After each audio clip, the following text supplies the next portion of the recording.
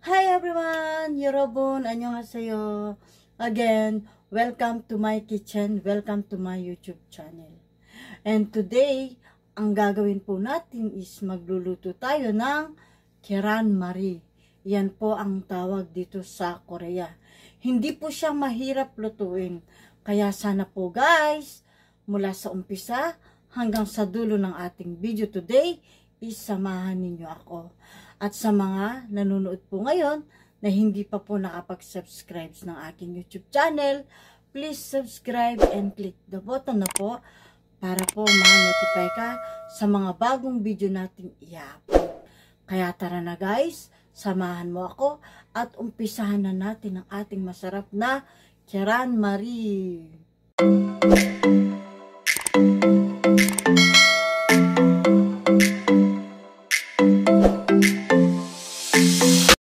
Ayan po mga ka-kitchen, bago po natin uumpisahan ang pagluluto ng ating keran mari, gusto ko lang pong sabihin sa inyo na pwede tayong maglagay ng iba't ibang vegetables.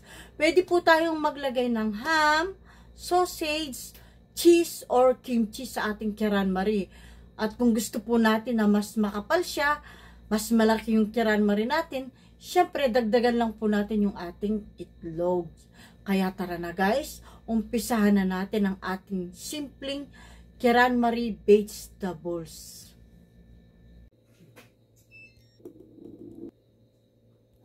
We need 4 eggs.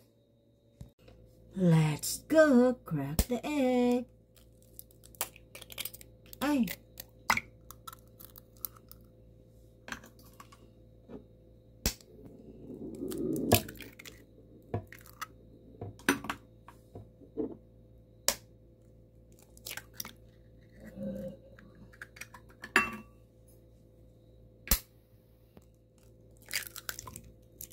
What a yummy eggs. Ayan po. Maglalagay po tayo ng kaunting salt. And then, kaunting milk. Para mas lalo siyang tasty. Ayan po.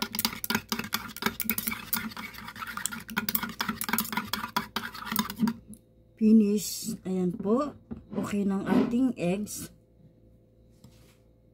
Ayan po, kakailanganin natin ang ating onion, carrots, and then spring onion leaves. So, ayan po, kailangan natin ang ating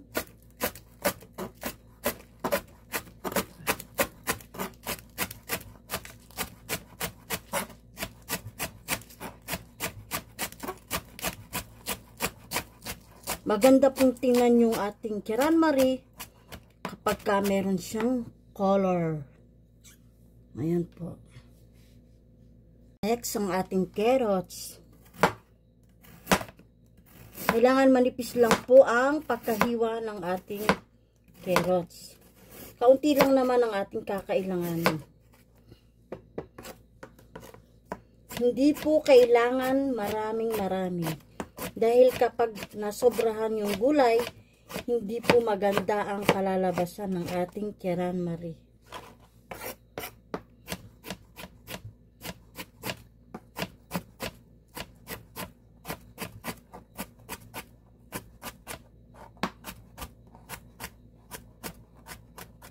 Ayan po, pwede na siya. Carrots. Next, kakailanganin natin ang ating yummy onion. Katulad din ng carrots, kailangan manipis ang ating ilalagay. So, ayan po.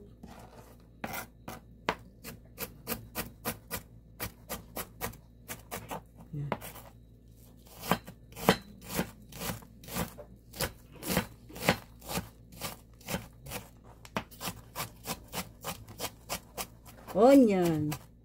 What a yummy onion.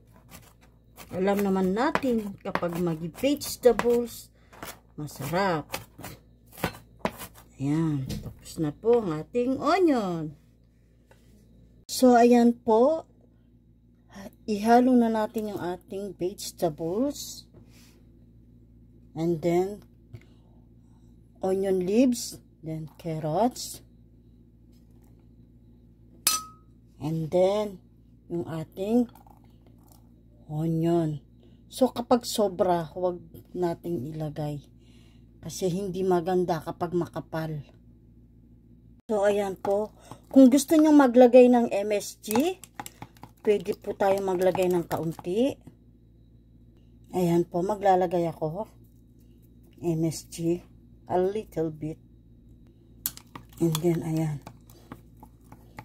Napakadali lang po nito. Walang kahirap-hirap. Ayan po, kapag alam natin mainit na yung ating fry pan, maglalagay po tayo ng kaunting oil.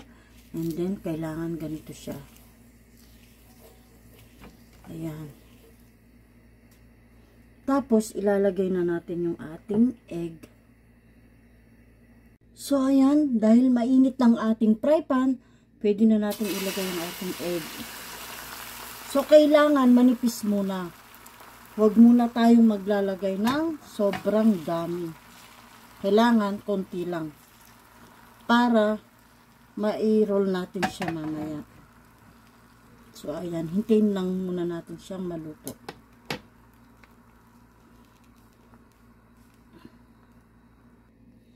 Ayan. Dahan-dahan natin siyang i-roll. Kung gusto nyo ng makapal, nasa inyo. Ito, pwede naman. Ganito po siya. Kailangan hilain ninyo pag ganito. Ayan. Tapos, maglalagay tayo ulit ng mantika dito.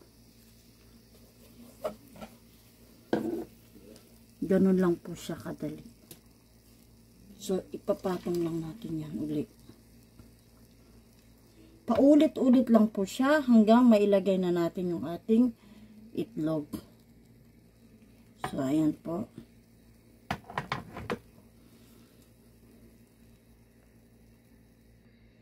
So, ayan. Again, i-roll na naman natin siya ulit. Ayan. Napakaganda po ng ating itlog. So, ayan. Ngayon, ito. Maglalagay din tayo ng mantika po dito. Dahil hihilain natin siya dito.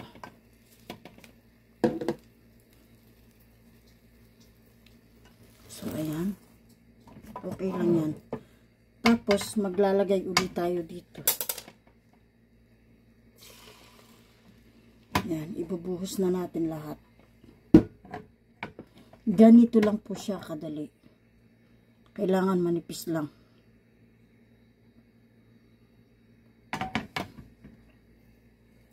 Pwede po natin siya.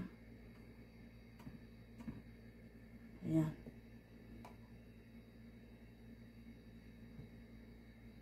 Ayan po. Tapos, ang gagawin natin, maglalagay lang tayo ng mantika sa side. Ayan. Ayan po. Ganyan po kasimple ang ating Keran Marie. Hindi po kayo mahihirapan. Ayan po. Luto na po yung ating Keran Marie. Dahan-dahan lang. Ayan. Perfect. Ayan po ang ating itlog. Kailangan yung sa side niya, lutuin din natin siya. Ganito. Ayan. Nakita nyo naman, perfect yung ating Keran Marie. So, ayan. Ayan po ang ating Keran Marie. Ayan, finish na po ang ating Keran Marie. Ayan po ang ating Keran Marie.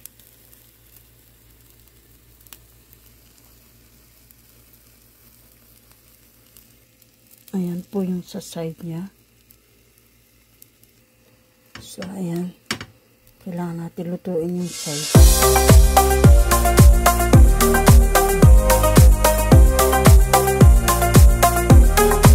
Ayan po ang ating calamari. So, slice po natin siya. Manipis.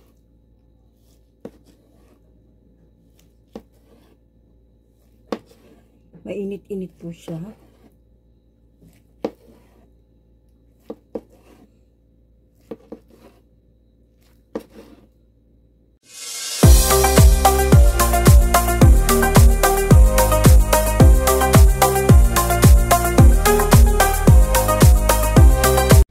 Maraming salamat po sa lahat ng mga nanood ng ating video today. Sana po nagustuhan ninyo yung ating nilutong Keran Marie at sana po may natutunan kayo. And sana po sa lahat ng mga nanonood ng aking video na hindi pa po nakapag-subscribe, please subscribe and click the button para po ma-notify ka sa ating next video i-upload. Thank you guys! See you next time! Sana po huwag kayong mawala sa ating susunod na video. God bless you all!